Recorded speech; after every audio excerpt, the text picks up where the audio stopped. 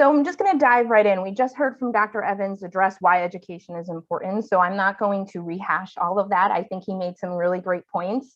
And it's a lot of the points of why I started Mariposas. So my name is Tessa, and I'm the president and founder of Mariposas. We started in 2013 based off my Peace Corps service. So during the Peace Corps, I was working with some small communities. And I decided that after doing many community needs assessments and surveys and just being with them for 2 years, that I would start a leadership and empowerment camp for young women. It started off as just a 1 week thing that I was doing during my Peace Corps. And then now we're almost 10 years old. At first, it was just a Peace Corps volunteer. The next Peace Corps volunteer would take over and we would do funding and development work and things like that. And it kind of expanded from there to, as you'll see soon, is 4 programs. And I'm really proud of it. It's my baby and I'm very passionate about it. And so our mission is really to provide programming for these young women in these marginalized communities. A lot of the communities, their parents didn't graduate from high school. As Dr. Evans mentioned, teenage pregnancy is a big issue, is an obstacle to getting a university degree. And so we just wanted to provide them opportunities and doors and to let them know what's out there. I firmly believe that by opening people's minds to what the potential is, they feel that they have the potential to reach those dreams. So that's really what we focus on. We work with 5 communities in the states of Puebla and Tlaxcala. If you're not familiar with Mexico, they are in central Mexico, about 1.5 hours, 2 hours south of Mexico City.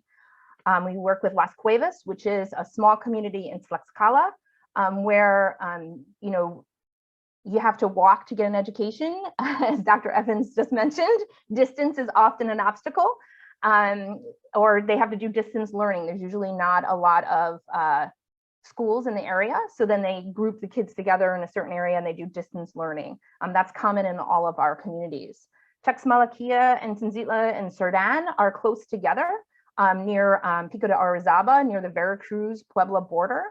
And Tzinzitla and Texmalaquilla are very isolated communities. Texmalaquilla doesn't have transportation to get to it. You go to Tzinzitla and then hopefully you get a cab or hop in the back of someone's pickup truck to get to Texmalaquilla. So they're very remote. And then the last one, Shashumayo, that is our most remote and one of our poorest communities.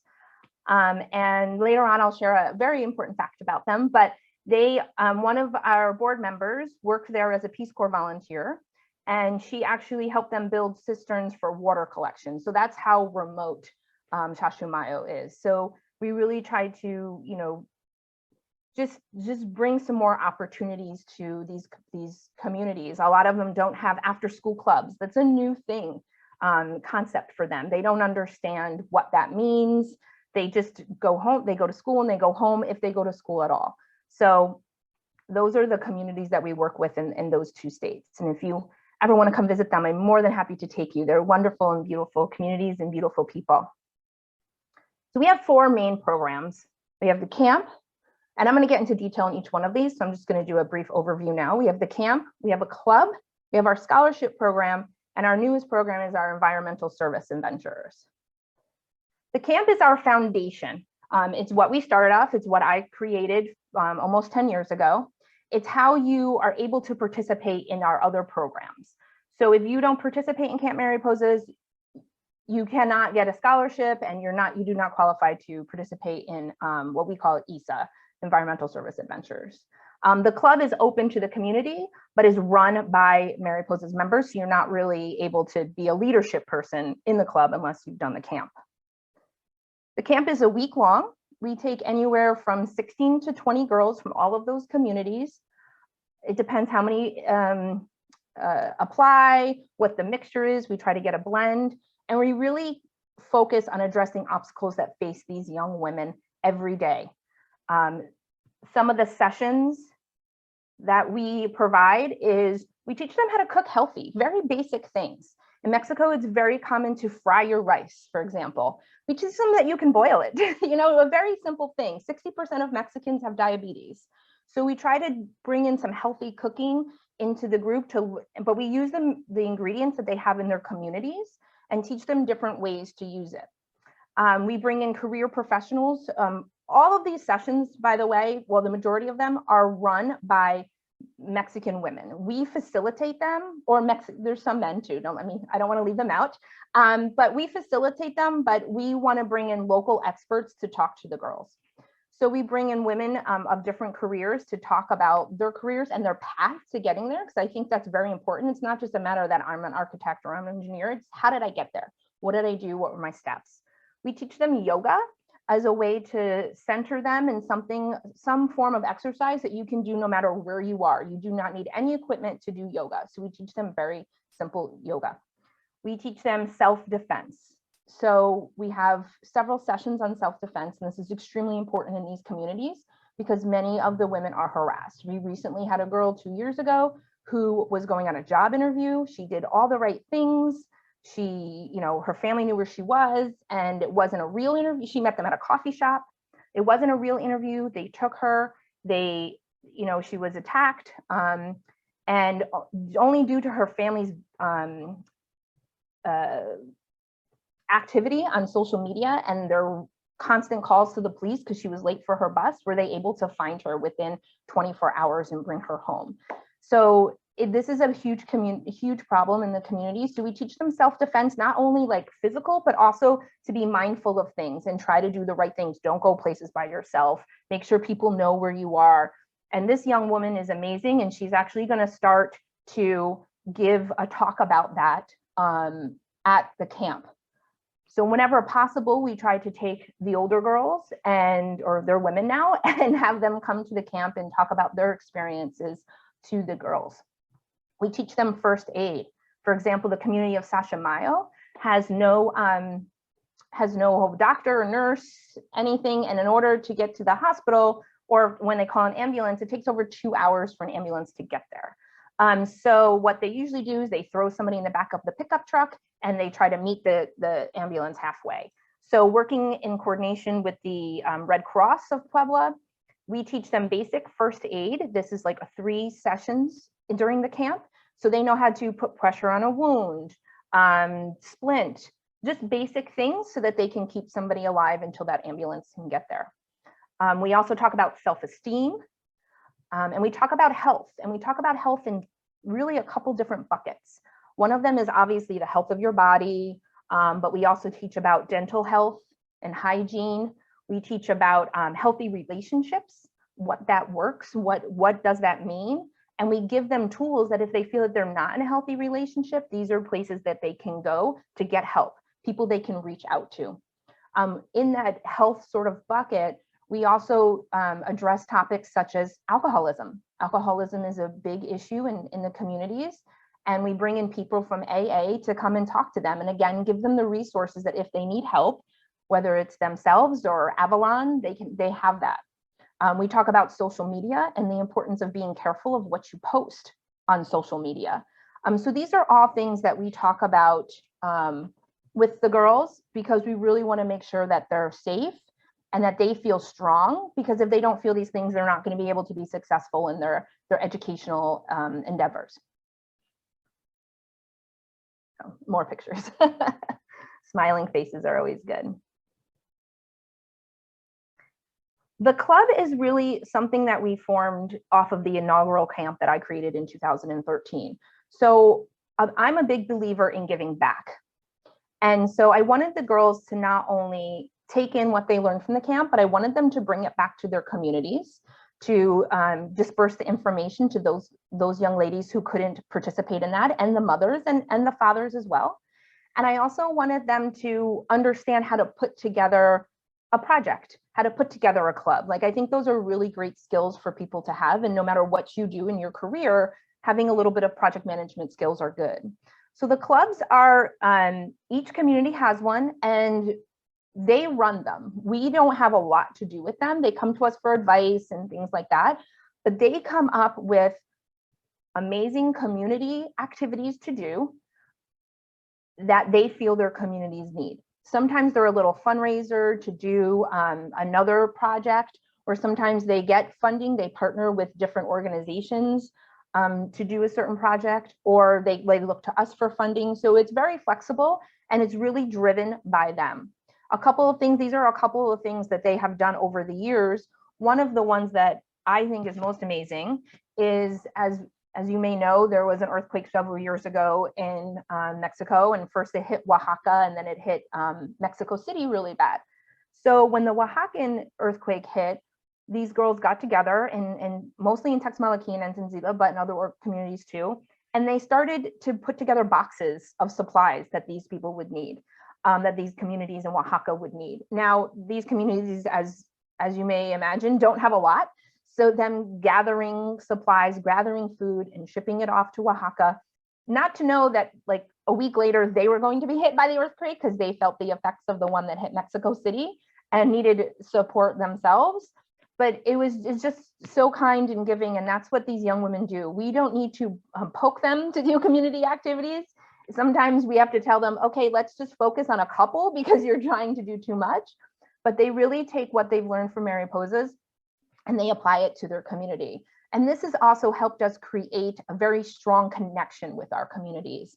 The Mariposas are seen as leaders in the communities, and they're seen as people to go to answer questions, or if their kids need opportunities. So this has been really great for us to build those strong connections with the communities. It's not just a camp and you're done.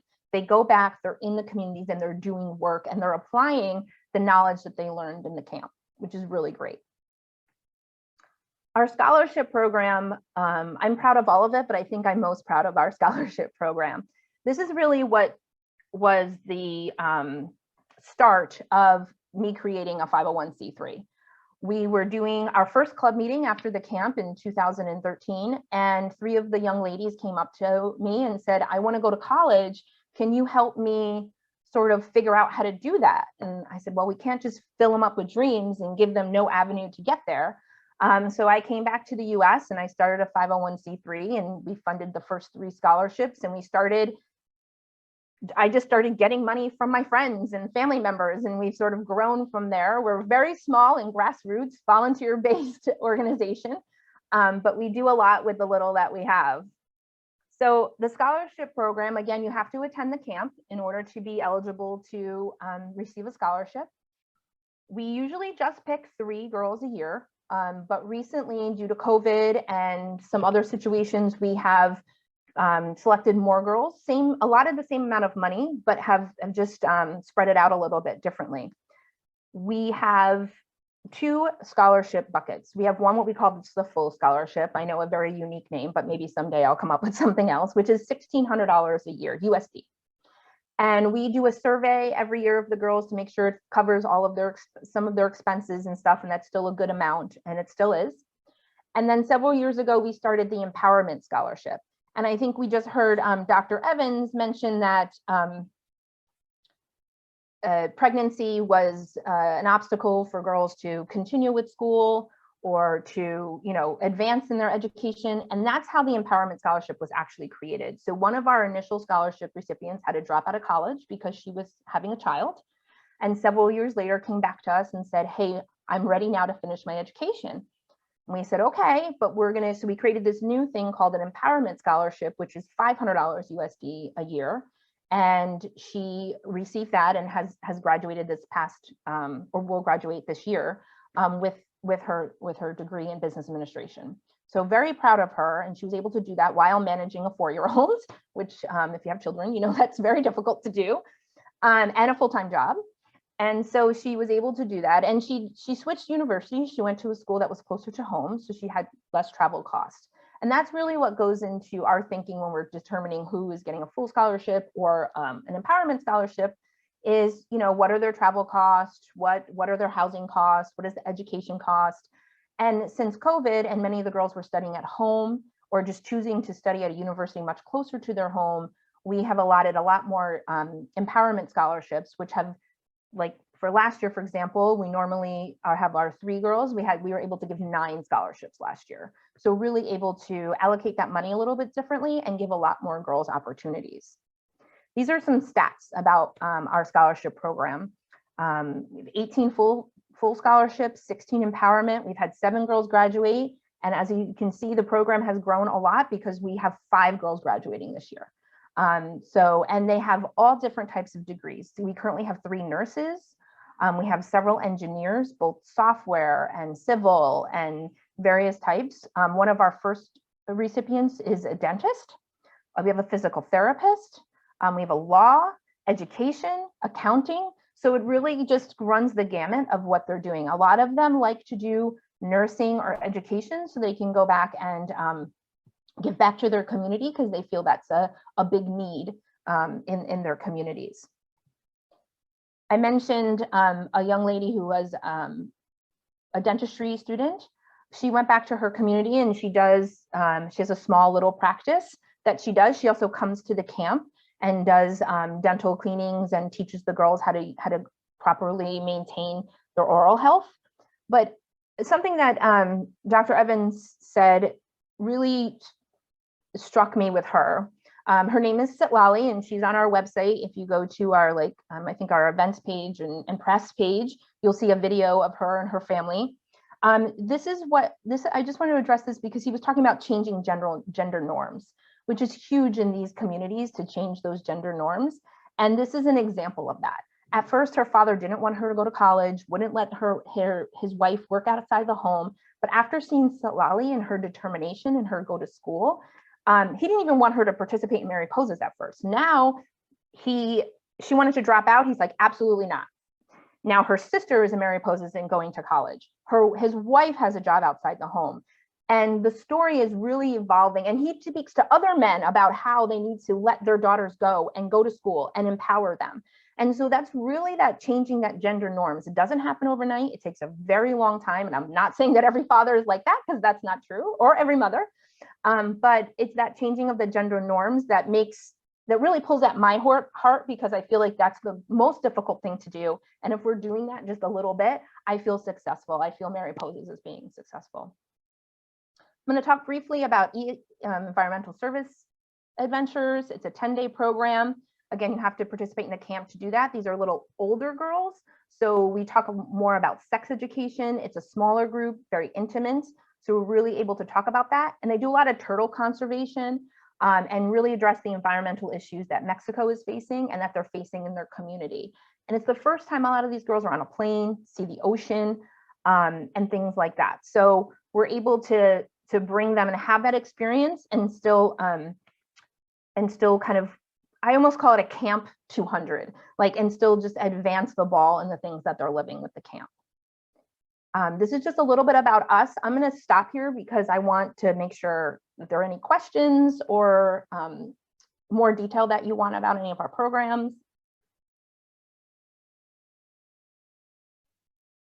Yes, please feel free to just either raise your hand in the chat room, or you can just unmute yourself and ask a question. But so far, fascinating, Tessa.